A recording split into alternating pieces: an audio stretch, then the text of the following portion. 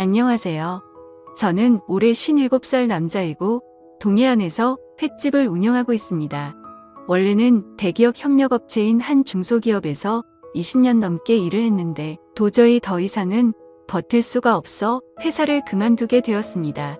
원래 사장이 건강에 문제가 생기면서 사장 아들에게 회사 경영권을 물려줬는데 새로 들어온 젊은 사장이 하는 짓이 완전히 개차반인 겁니다. 자기 아버지 뻘인 부장 이사들한테 반말하는 것은 기본이고 조금이라도 자기 마음에 안 들면 월급은 많이 받아가면서 대체 하는 일이 뭐가 있냐며 회사 돈이나 축내는 인간들 다 잘라버려야 한다며 폭언을 쏟아내더군요. 그럼에도 불구하고 간 슬기를 다 빼놓고 그 밑에서 버티는 사람도 있었지만 저를 비롯해 나이 50을 넘긴 퇴직이 가까워진 사람들은 그 처사를 견뎌낼 수가 없었습니다. 앞으로 다녀봐야 몇 년 머리에 흰머리 나는 나이에 대접받느니 일찌감치 회사 정리하고 제2의 인생을 시작하자 결심을 한 것이죠. 아이들은 아들 하나 딸 하나 있는데 아들은 대학 다니다 군대 들어갔고 딸은 대학을 다니면서 자기를 똑 부러지게 하고 있으니 걱정할 것이 없었습니다. 그래서 저는 회사를 그만두고 아내와 함께 동해안에 자리를 잡았습니다. 아내는 손 감각이 좋고 요리에 관심이 많아 일식, 한식, 중식 요리사 자격증을 가지고 있습니다.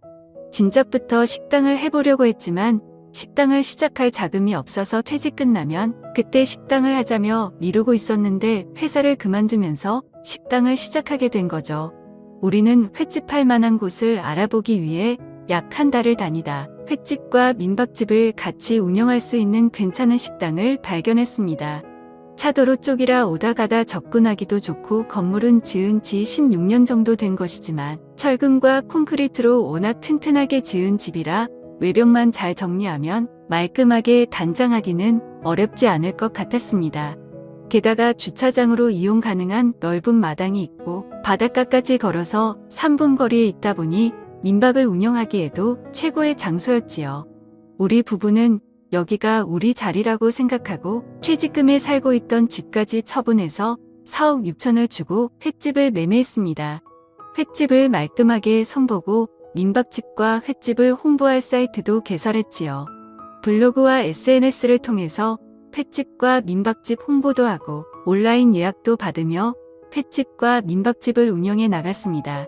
처음에는 우리 두 사람이 일을 하다가 새벽 경매며 식당 운영이며 두 사람으로는 역부족이라 주방에서 설거지도 해주시고 음식도 도와주시는 60대 아주머니 한 분을 고용해서 식당을 운영해 나갔습니다. 횟집은 엄청 호황은 아니었지만 드라이브 코스로 좋은 곳에 위치해서 계절을 타지 않고 손님이 꾸준히 찾았습니다. 저는 저대로 아내는 아내대로 바빴고 기덥고 가게세 없이 하는 장사이다 보니 미치는 장사는 아니었습니다. 우리가 부지런히 움직이는 만큼 매출도 늘어나니 일하는 재미도 있었지요. 돈도 다시 모이기 시작했습니다. 아내는 원래 사람한테 부침성이 있고 사업 수완이 좋아 한 번 온 손님들도 단골로 만들 줄 알고 주변 사람들과도 얼마 지나지 않아 친해져서 사람들을 만나면 얼마 지나지 않아 서로 언니 동생 하는 사이가 되더군요. 그렇게 4년 무난하게 잘 지냈습니다. 그런데 호사다마라고 하더니 좋은 일에는 꼭 막아 끼더군요. 50 후반에 인생 풀리고 우리 부부 노년 행복하게 잘 지내나 했는데 아내가 제 뒤통수를 칠 줄은 꿈에도 생각 못했습니다. 아내가 동해안으로 이사 온 지 3년 만에 동네 아주머니들이랑 친하게 지내면서 개모임을 하더군요. 한 달에 돈 20만 원씩 내서 1년에 한 번씩 돌아가면서 돈을 받는 걸로 5명이 개를 시작했습니다. 원래는 개주가 따로 있었는데 개주를 하던 아주머니가 나이가 많아 병원 다닐 일이 많아지고 다른데 신경 쓸 겨를이 없어지자 아내가 개주 자리를 물려받아 개주를 하게 되었지요. 개모임을 하는 사람들은 서로 마음도 잘 맞는지 가끔 모여서 술도 한잔하고 봄에는 같이 꽃놀이도 가곤 하더라고요. 우리 식당에 와서 밥을 먹기도 하고요. 그래서 특별한 예약 손님이 없으면 아내는 사람들 만나서 스트레스 푼다며 약속을 잡아서 나가고 일 정리는 주방 아주머니하고 제가 했습니다. 그런데 아내의 외출이 꽤 잦았습니다. 어떤 날은 모임이 있다고 나가고 어떤 날은 돈을 거들러 나간다 하고 저녁이 되면 손님 빠지기 무섭게 밖으로 나가더라고요. 무슨 재미난 약속이라도 잡아 놓았는지 일을 하면서도 손님들 언제 빠지나 눈이 빠지게 기다리면서 시계 한 번 쳐다보고 손님 한 번 쳐다보고 나가고 싶어서 안달이나 있었습니다. 그런데 한 번 나가도 길어야 2시간이라 크게 신경 쓰지 않았습니다. 그냥 바람 쐬러 다녀오나 보다 생각했지요. 그런데 어느 날 아내가 나가고 바로 손님 4명이 왔습니다. 아내가 없으면 해를 뜰 사람이 없어 저는 아내한테 바로 전화를 했지요. 그런데 아무리 전화를 해도 전화를 안 받는 겁니다. 그래서 손님들한테 너무 죄송하다며 오늘 주방에서 일하는 사람이 일찍 나갔다고 다음에 오시거나 아니면 한 종류로 드시라고 했지요. 그랬더니 그냥 해물탕으로 해달라고 하셔서 주방 아주머니한테 해물탕을 달라고 말씀드리고 저는 계속 아내한테 전화를 걸어봤습니다. 그런데 한참 동안 전화를 받지 않더니 20통도 넘게 했을 때 그제야 아내가 전화를 받더라고요.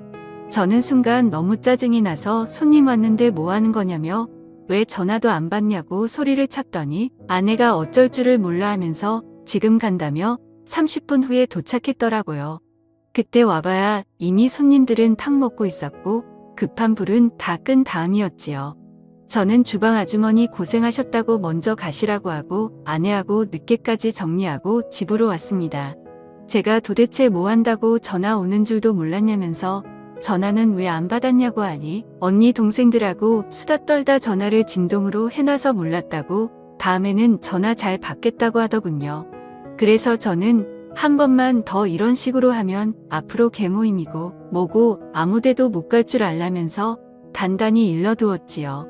아내는 알겠다고 다음부터는 전화 꼭 받겠다고 하더군요. 그리고 며칠 잠잠하더니 그 다음 주 아내는 한동안 동생하고 언니를 못 봤다고 잠깐 보고 와도 되겠냐고 하더라고요. 그래서 저는 그때 한마디 한 것 때문에 내 눈치 보는 것이 미안해서 나갔다 오라고 했죠. 하루 종일 일한다고 힘들었으니 스트레스 풀고 오라고요. 그런데 그 다음 날 아내하고 개모임을 하는 아주머니 한 분이 식구들하고 저녁을 먹는다고 우리 식당에 왔습니다. 그리고는 아내를 보자마자 요새 식당이 엄청 바쁜가 봐 얼굴 보기가 힘드네.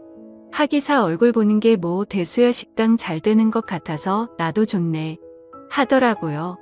그랬더니 아내가 제 눈치를 보면서 대답도 제대로 못하고 그냥 그렇지 뭐 말을 얼버무리더니 뭐 먹을 거냐면서 말을 돌리더라고요. 저는 이상하다 싶었지요. 어제 분명히 개모임 갔다 온다고 했는데 개모임에 같이 하는 사람이 얼굴 본 지 오래됐다니요. 무슨 착오가 있는 건가 싶어 밤에 아내에게 어제 모임에 안 나갔냐고 물었지요. 그랬더니 아내가 그러더라고요. 당연히 갔었지. 그런데 저 언니가 늦게 와서 나를 못 봐서 그래. 나는 당신 기다릴까봐 일찍 나왔지. 그래서 그러는 거야. 그때까지만 해도 저는 아내 말을 믿었습니다. 그런데 그 다음 날 아내가 오늘 식당에 손님도 일찍 떨어졌으니 또 나갔다 오겠다고 하더라고요. 그래서 어디를 또 나가냐고 하니 오늘은 오랜만에 여자들끼리 모여서 노래방에 가기로 했다나요. 그래서 알겠다며 보냈는데 아내가 나가자 식당에서 일하는 아주머니가 혼잣말로 찝찝해. 나는 저렇게 성실하게 식당에 붙어서 일하는데 저렇게 틈만 나면 나가니 소문이 나지 않나. 어쩌려고 저러는 건지. 아니 굴뚝에 연기 나랴. 하여튼 말세다 말세 하시는 겁니다. 그래서 제가 무슨 소문이 났어요? 혹시 집사람한테 안 좋은 얘기 돌아요? 하고 물었지요. 그랬더니 아주머니가 주저앉으실 듯 깜짝 놀라시면서 나는 아무 말 안 했는데 무슨 말 들었어? 하시더라고요. 그래서 제가 방금 얘기하셨잖아요. 소문이 났다고 말세다 하셨잖아요. 그랬더니 주방 아주머니는 나 몰라, 나 아무 말 안 했어.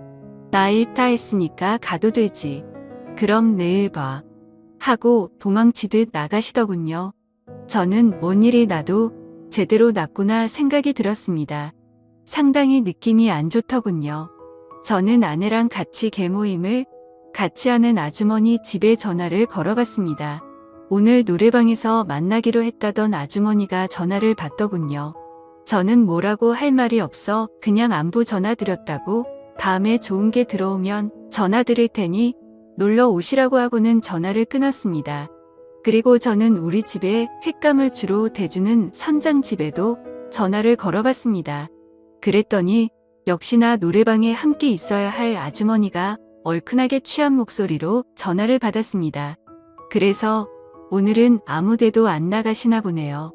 아니면 벌써 술 한잔하고 들어오신 거예요? 하니 아주머니는 세상 사는 낙이 없어서 집에서 혼자 술 한잔하고 있다고 하더군요. 그리고는 이 인간은 어디를 그렇게 돌아다니는지 맨날 늦게 기어들어온다면서 남편 욕을 막 해댔습니다. 저는 속으로 남편한테 맺힌 게 많으신가 보다 생각하고 몸 상하니 적당히 드시라고 전화를 끊었지요. 전화를 끊고 나니 이상했습니다. 개모임하는 사람이라고 해봐야 아내까지 합쳐서 5인데 그중 2사람이나 빠졌으니까요. 저는 일단 식당을 정리하고 근처에 있는 마트로 갔습니다. 그 마트는 주로 낚시하는 손님을 상대로 하는 곳인데 그 마트 형수님도 집사람과 개모임을 하는 사람이었지요. 그곳에 가니 형님이 마트를 보고 있더군요. 그래서 제가 형수님은 어디 가셨나 보네요. 형님 혼자시네요. 얘기를 하니 저 안쪽에서 마트 형수님이 나오면서 이 시간에 웬일이에요? 벌써 식당 문 닫았어요? 하고 나오더라고요. 저는 노래방에 있어야 할 사람이 왜 여기 있나 싶어 기가 막혀서 아무 말 안 하고 서 있다가 저녁 먹은 게 소화가 잘 안 된다면서 맛있는 소화제 하나 달라고 해서 사가지고 나왔죠. 분위기가 이상하게 돌아가더라고요. 저는 아내한테 전화를 걸었죠. 아내가 말한 경자 언니는 집에서 혼자 술 마시고 있었고 혜숙이 언니는 마트에서 나한테 소화제를 줬는데 어디서 옆에 같이 있는 척 언니들 이름을 부를 수가 있는지 저는 정말 기가 막혔습니다. 어디서 생쇼를 하냐는 말이 목구멍까지 올라왔지만 저는 억지로 참고 알았다고 전화를 끊었지요. 전화를 끊고 저는 오만 생각들이 다 들었습니다. 무슨 짓을 하고 다니는지 눈도 깜짝 않고 거짓말을 하는 걸 보니 너무 배신감이 들고 지금까지 내가 한솥밥 먹고 한 이불 덮고 산 사람이 이런 사람이었다니 너무나 허무했습니다. 너무 열이 받아서 술이라도 들이부었으면 속이 좀 풀릴 것 같았는데 술 마시면 나도 모르게 폭발해 버릴 것 같아서 저는 냉수만 들이키고 있었죠. 잠시 후 아내는 아주 기분 좋은 얼굴을 하고는 여보 나와서 뭐해 평소 안 내던 코소리까지 내더니 노래를 너무 열심히 불렀더니 땀이 다 났네. 나 좀 씻을게 하고는 들어가 버리더군요. 아내가 씻으러 들어가자 저는 일단 아내 휴대폰부터 열어봤습니다. 통화 기록, 카톡 기록을 보니 제가 전화한 것을 제외하고는 오늘 아무하고도 연락하거나 통화한 기록이 없었습니다. 아무래도 통화 기록이나 대화 내용을 지운 것 같았습니다. 요즘 제가 자꾸 전화를 하고 어딜 가냐고 물어보니 특별히 조심했던 모양입니다. 저는 전화기는 다시 제자리로 돌려놓은 뒤 컴퓨터를 켰습니다. 컴퓨터를 켜서 아내의 위치 확인을 하기 위해 아내 구글 계정으로 들어갔지요. 아내는 컴퓨터와 스마트폰을 쓰기만 할 줄 알았지 컴퓨터와 전화기가 다 연결돼 있다는 걸 몰랐습니다. 이메일로 로그인만 하면 별의별 정보를 다 확인할 수 있다는 건 아내는 꿈에도 생각 못했을 겁니다. 몇 달 전 아이폰으로 바꾸고 나서 그 계정을 제가 다 만들었으니 아내 이메일 열어보는 것이야 아무 일도 아니었지요. 저는 아내 이메일을 열어 아내 전화기에 등록되어 있는 전화번호를 먼저 살펴봤습니다. 아는 사람들 외에 특별히 눈에 띄는 사람은 없었습니다. 그 다음은 구글 위치 기록을 살펴봤습니다. 오늘 아내가 갔던 위치 기록을 살펴보니 아내가 오늘 간 곳은 뜬금없이도 부두였습니다. 부두에 노래방이 있었나 생각이 잠깐 들기도 했지만 부두에는 노래방이 있을 리가 없었습니다. 그런데 부두에 왜 갔을까 의문이 생기더군요. 거긴 정박된 어선들만 있을 뿐 주변에는 아무것도 없는데 거기를 왜 갔는지 저는 도저히 알 수도 이해할 수도 없었습니다. 저는 너무 이상하다 생각하며 다른 기록들도 살펴봤지요. 그 결과 아내가 외출한다고 나갈 때마다 부두로 갔었고 그곳에서 한두 시간 머물렀다는 것을 확인할 수 있었습니다. 부두 그 밤의 부두라니 깜깜한 밤의 부두에 갔다가 그곳에서 한두 시간 머물다 돌아온다. 아무리 생각해도 이상한 일이었습니다.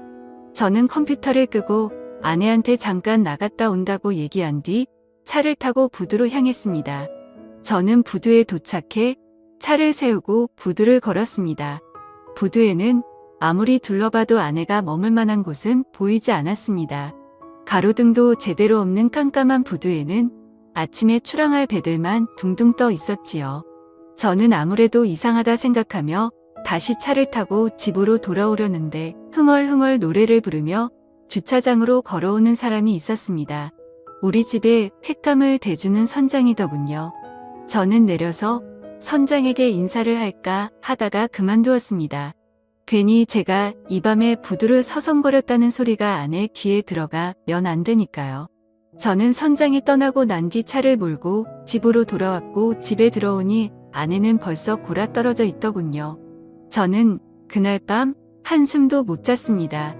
왜 아내가 부두에 그렇게 자주 갔는지, 왜 거기서 머물다 왔는지 머리가 너무 복잡했습니다. 저는 다음 날 잠도 못 잔 얼굴로 여느 때와 다름없이 새벽 경매장으로 나갔다가 잠시 한숨 자고 다시 식당으로 나갔습니다. 아내는 열심히 일을 하고 있더군요. 그날은 약속 없이 집으로 들어왔고 그 다음 날 아내는 또 언니들하고 약속 있다면서 나갔습니다. 아내가 나간 후 저는 컴퓨터를 켜서 아내의 위치 이동을 확인했습니다. 아니나 다를까 아내는 또 부두로 향하더군요. 저는 택시를 불러서 타고 부두로 향했습니다. 부두 주차장에는 우리 차가 주차돼 있었습니다.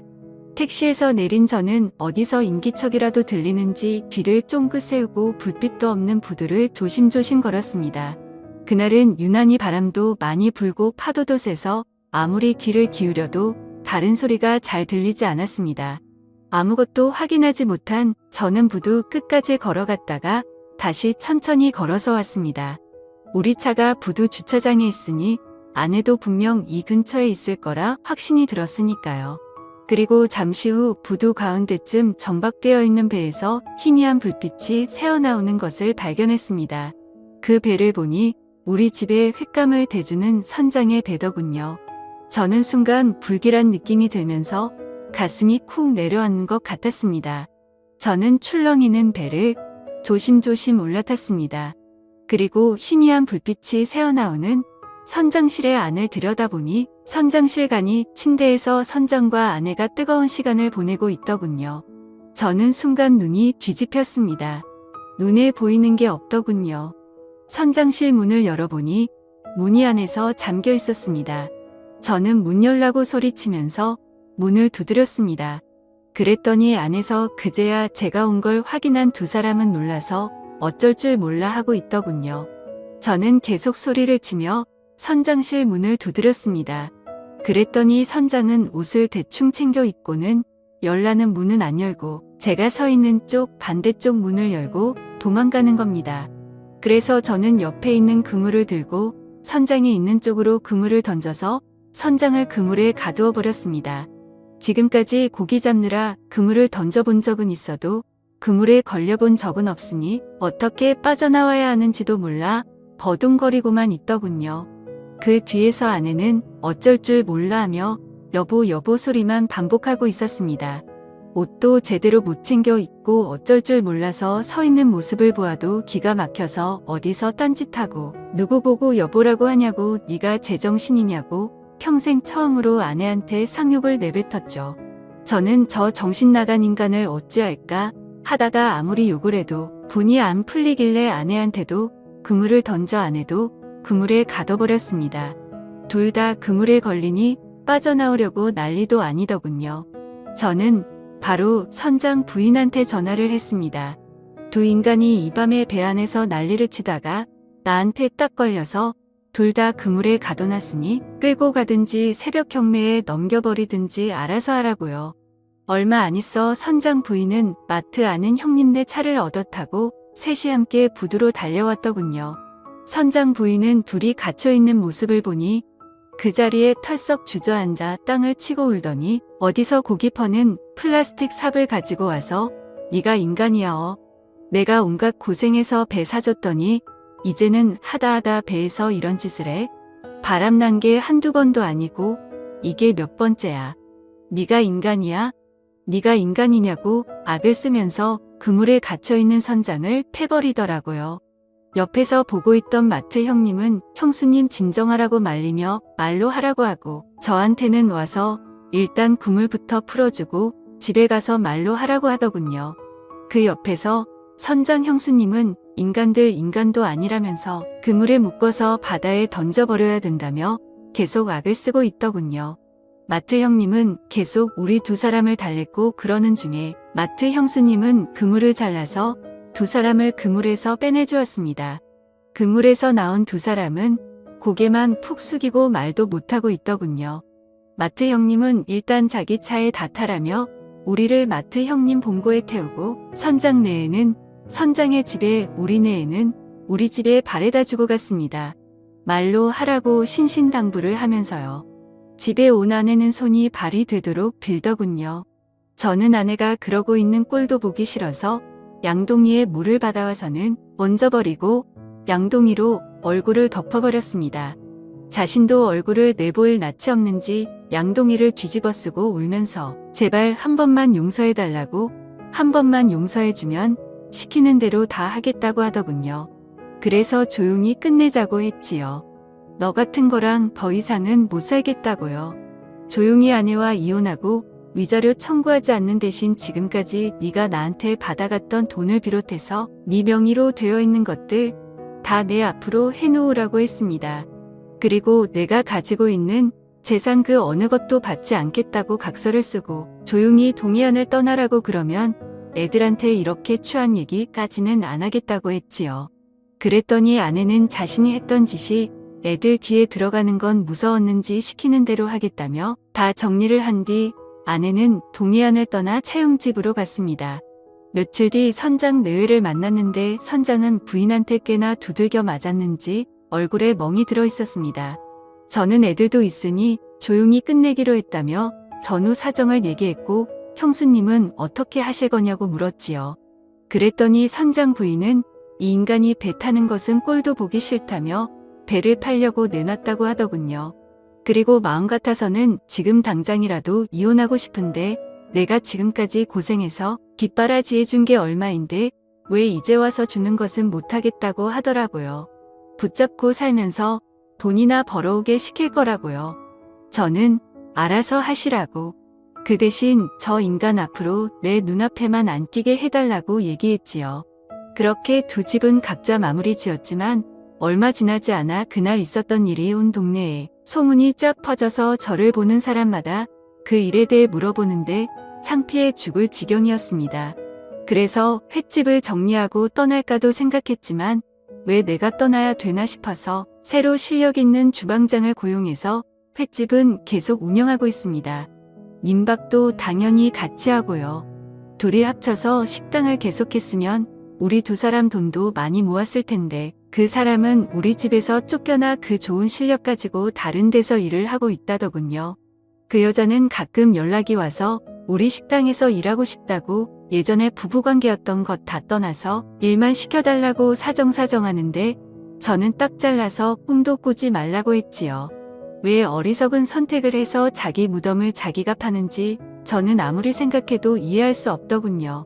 저는 아내를 죽기 전에 용서할 수 있을지 모르겠지만 언젠가 아내를 용서하고 진심으로 얘기를 나눌 시간이 온다면 이번 생은 물론이고 다음 생에라도 그런 과오는 범하지 말라고 그건 너 자신과 상대방을 다 죽이는 일이라고 꼭 얘기해주고 싶네요. 아내와 헤어지고도 가슴이 답답했는데 이렇게라도 얘기를 풀고 나니 속이 좀 편안해지는 것 같습니다. 저의 기가 막힌 이야기 들어주신 분들 모두 감사드립니다.